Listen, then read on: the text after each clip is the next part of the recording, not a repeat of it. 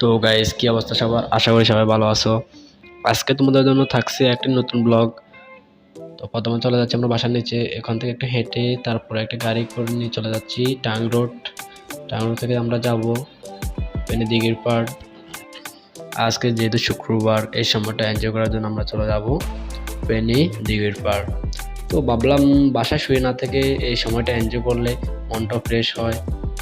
তা আমাদের এই আয়োজন তো অলরেডি আমরা চলে আসলাম ফেনী দিঘির পাড়। এখানে এসে আমি পুরাই ফিদা। আজকের ওয়েদারটা এত ভালো ছিল, মানে কি বলবো, এসেই তো মানে একবারে মনটা ভালো হয়ে গেল।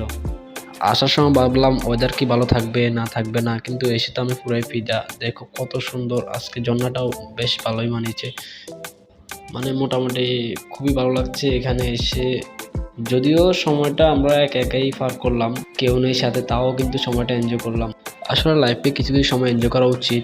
তো এখানে দেখতে পাচ্ছ একটা অনুষ্ঠান চলতেছে, বাট ওটা আমরা কি অনুষ্ঠান জানি না। তো আজকে এই পর্যন্ত, সব ভালো থাকো, সুস্থ থাকো। আসসালামু আলাইকুম।